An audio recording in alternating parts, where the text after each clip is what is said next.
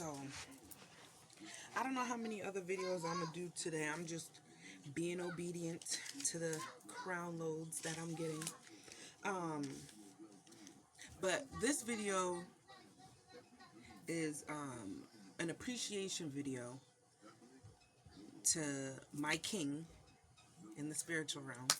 Um, but it's also to show you, the viewers, that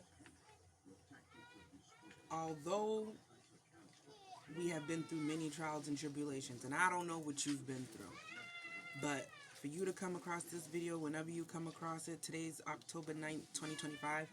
So even if you see this October 9th, 2055, okay? Anytime you see a video and you're feeling led to watch it, there's a reason for you to watch it, you know? Even if you go to the store, with anything, if you're feeling led, you know, if you go somewhere and even if it's not your thing, like I'll use jewelry, you know? Like when I went to the metaphysical store with my karmic baby father a few weeks ago, excuse me, he was called to get a necklace or whatever. And he was asking the gentleman, you know, he's feeling called to this necklace, what do the colors mean? And so the gentleman told him 124 on the timer, because I can't educate him, only dudes, you know, but whatever.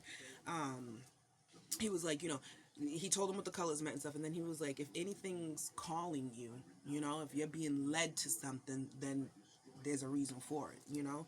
But so I say all that to say, you know, you didn't let your trials and tribulations, your traumas, turn you into an evil person. You know, you still have your heart upright. Even if you don't show people, even if you're not out there, oh, I just love everybody and da da da. You know, your heart's still upright. And love always wins. And it's funny because in a few other videos I was irritated. Not irritated, but it's like spiritually people keep playing on my head. They keep playing on my top. And it's like, just give it up. You know, like it's over, it's done with. Move on. It's a new day. Like it's a new day. And I'm still learning that, you know, even though something's irritating me, it doesn't have to be addressed. Pick and choose your battles, basically, you know. And I'm always choose love, but if I need to go to war for mine, I'm gonna go to war for mine. Point blank. Period. So, this post is it can be to the kings and queens, you know, um, but this is just to somebody, you know, deep in my heart and stuff like that, and spiritually, we're all over on different timelines today or whatever. But I just wanted to let, you know, my king know that I'm proud of you. Um, this definitely is love and war. Love's definitely gonna win. But we'll go to war if we need to. There can be a healthy balance of both. Not all the time with the war, but if we need to pop on a show, we're gonna have to pop on a show, you know? Um, you know, I've asked about tests before and I've never got a response, but now everything's making sense to me. Um, Literally everything. Um, and to my viewers, you know, you may think something's cliche, but it's really not. That's still the matrix having a hold over our mind, because manifesting, you know, manifestation, they say to write things down. I've written things down before and it's come to fruition. And then I stopped for a long time. Even now, I just put in my memory bank, because sometimes when you do write things down, you have monitoring spirits, flies, bugs, anything, people who just come and they want to snoop around and try to be in your business. But that's where discernment kicks in. You know, certain things, okay, I don't need to write it down. It will stay in my memory bank. But there's other things I do need to write down, you know, so it can manifest, or so I can remember. It was 4:44 on the timer. Um, you know, so love is a higher vibration than war, but if you need to, handle yours. As far as manifesting, you know, you can manifest whatever you want. Whatever you put your mind to, you can do it. And that's something I really got to put in the front of my mind. Like, anything I put my mind to, I really can do it. Like, I can. I just have to put my mind to it. But I've gone through many tests, and although, this is a spiritual battle, and I'm waiting to see who my husband is, wink, wink, um, you know, I think it's dope that with absolutely no communication, everything's spiritual before it's physical, that we're able to have this battle in love and war. But love's always gonna win. So, yeah. And I seen a title that the alliance is feared and revered, and respected.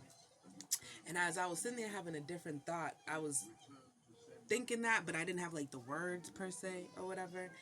And I was sitting there thinking, I was thinking it, and then the woman was saying it, and then the title and all that just like resonated, it like clicked. Is I've said it before, and I'll say it time and time and time and time and time again. I'm 32 years old, right? But age is literally nothing but a number. It's nothing but a number. It's just the chapter you're at in your book. You're in that chapter for 365 days. Or 366 leap year or whatever. But, if I might add, you have certain nationalities, I believe, what is it, like the Chinese, that everybody turns, like, their birthdays, like, the first of the year or something like that. Like, there's no individual birthdays or whatever. And that's not even what I wanted to touch on. Let's go to the Ethiopian calendar. Now, I need y'all to Google, do some research. The Ethiopian calendar is, 7 to 8 years behind us.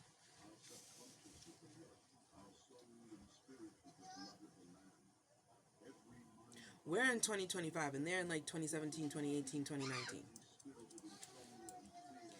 Google how many calendars there are. And remember, time is linear. Time is not even existent. It's not existent. Not for nothing. Remember, God just made the heavens, the earth, night and day. That was it. It didn't say God made a clock and put time on it. Why do you think back then, when it came to the seasons and stuff, that's how they were able to know? Okay, it's cold, fall, winter.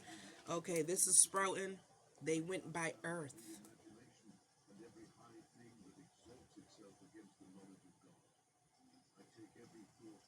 Everything's spiritual before it's physical. So if back then they were using the seasons, the moon cycles, the sun, you know, just Mother Earth, nature, at one with nature. Hug a tree. Hug a tree. I don't want to hug these trees out here. None of these trees called me, but hug a tree. So, okay, okay, now I have a different question. And I'm going off topic, but I have a different question. When it came to like the 70s and stuff like that, hippies, when they were doing shrooms and stuff, and I'm not condoning, I've never done it, so I'm not saying it's good or bad or whatever, I've just never done it. But any type of psychedelic or whatever, but then being on shrooms out in the woods and stuff like that. She was a fairy. Yeah, yeah, she was a fairy. But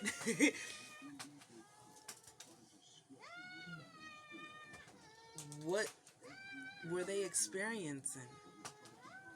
It was just that there's like two sides of the pole, right? They were just, all right, we see the nature in things. Like, like they're in a different realm. And then you got everybody else who's on a different type of timing. I'm hope those who get it, get it. So it's like, age doesn't define anything. It's literally just a chapter of your book. We all literally could write a book about our life. Do it, myself included. Write a book about your life and market that shit. Everybody reads in some form or fashion. There's a little boy, a little girl, an older woman, an older man, somebody of a different ethnicity that wants to learn possibly about your culture, but people aren't open to talk about their culture. The girl Fabby sat there and said, I think too deep when I was asking her about how to, about Haitian pots, like to season the pot itself. I think too deep. I'm just asking a question. I love to learn. I want to learn about other people's culture. Now, when it comes to the foods, I don't know because there's just certain foods I won't try. Oysters is the main one, but give me some mussels. But like, I want to know about your culture. Tell me, like, from my Rasta bad man she wants, to my Trinis. I guess I'm Trinidadian, so I would love to tap into that. To my Criollos and Criollas, like, take me to Cape Verde real quick. Bring me to Africa. I want some fogels, and look at me, all in my Cape Verdean bag. What the heck? Some fufu. Take me to Asia. I would really like to go to Cambodia. I really want some Cambodian food. My brother used to be cool with this Cambodian or whatever. I really want to try some of their food. Because when I was younger, I was, I didn't know. I was just operating in my lower self. So I'm just like, I don't want to try this and this and that. And no, I know the world. I know everything. But that's what happens when you're a teen. We go through it. When we're a kid, we're innocent. We should be innocent, living our life, stress-free, not worrying about anything. Then teens, we're trying to figure it out. Shoot, my mother used to sit there and be like, oh, well, I told you to go see a therapist. When I'm a teenager, what teenager wants to hear that they should go see a therapist? 11:55 on the timer. What teenager really wants to hear that? Even if they've gone through some traumatic ass shit. Who really wants to hear that as a teenager? But when you get older and then you're prioritizing your health and stuff, so not for nothing, when it comes to my family, karmic family, damned if I do, damned if I don't. If I act out, oh, she's fast, she's wild, this. If I want to get my mental right, oh, nah, well, I told you when you were a teenager.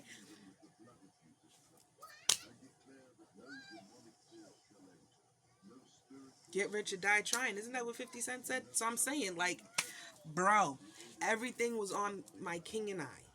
Everything was based off of our life. And now, literally in the moment, it's a monumental moment. The divine assignment, real earth. Hello, mate. In real time, our movie, we're the stars in our own movie. King Isis. I mean, well, Mr. and Mrs., right? But it should be Osiris. Queen Isis and King Osiris. I pushed out I pushed out children, so I'm all woman, baby. I'm every woman. But nah, um, reincarnated Queen Isis and King Osiris, Age of Aquarius. Like, that's crazy. That's crazy. That's crazy. Now I'm thinking about Wool Vicky. I need to write that down because why am I know the whole Zeus thing, but what's up with the Wool Vicky?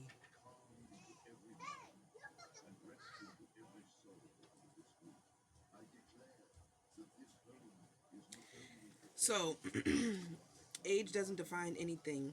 And then distance makes the heart grow fonder. And I was sitting here like, in general, relationships, and I'm just saying in general, you know, we've all had one or two, right? At least.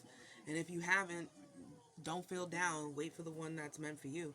But, in relationships, platonic, romantic, whatever, but romantic, you know, nobody and nothing's perfect. Nothing's perfect. Nothing is perfect. I don't care if it's a bad bitch or a bad dude. They're not perfect. Nobody's perfect, It's just what's perfect for you. Or even, I'm imperfectly perfect. However you want to put it. What can you tolerate? What can you be like, okay, I'm cool. And remember, I'm talking about romantic. Okay, at the end of my day, this is who I want to come home to. This is my peace, my mind, my soul, my harmony. Like, things may happen, but it's going to end with love and understanding, not love, war, conflict, and betrayal. 15.